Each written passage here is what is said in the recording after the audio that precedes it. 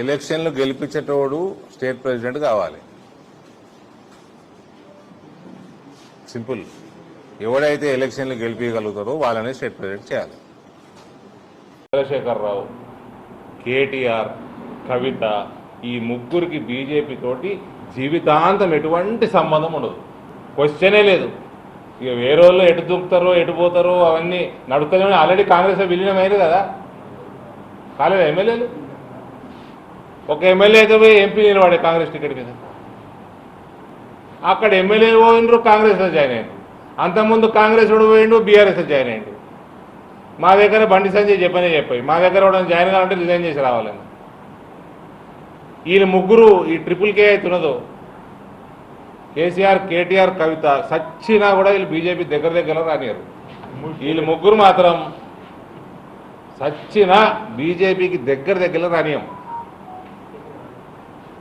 ఇక వేరే ఎటు పోతే ఎలక్షన్లు గెలిపించేటోడు స్టేట్ ప్రెసిడెంట్ కావాలి. సింపుల్. ఎవడైతే ఎలక్షన్లు గెలిపించగలుగుతారో వాళ్ళనే స్టేట్ ప్రెసిడెంట్ చేయాలి. చంద్రశేఖరరావు, కేటీఆర్, కవిత ఈ ముగ్గురికి బీజేపీ తోటి జీవితాంతం ఎటువంటి సంబంధం ఉండదు. క్వశ్చనే లేదు. ఇక వేరే వాళ్ళు ఎటు దూకుతారో ఎటు పోతారో అవన్నీ నడుపుతానే. ఆల్రెడీ కాంగ్రెస్ విలీనం అయ్యారు కదా, కాలేదు ఎమ్మెల్యేలు. ఒక ఎమ్మెల్యే అయితే పోయి ఎంపీ నిలబడే కాంగ్రెస్ టికెట్ మీద. అక్కడ ఎమ్మెల్యే పోయినరు, కాంగ్రెస్లో జాయిన్ అయ్యారు. అంతకుముందు కాంగ్రెస్ వాడు పోయిండు, బీఆర్ఎస్లో జాయిన్ అయ్యిండు.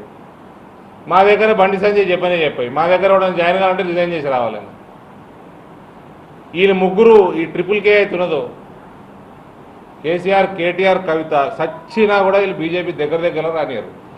వీళ్ళు ముగ్గురు మాత్రం సచ్చినా బీజేపీకి దగ్గర రానియం. ఇక వేరే ఎటు పోతే అసలైన తొలి వెలుగు. ఫాలో వాట్సాప్ @తొలి వెలుగు official.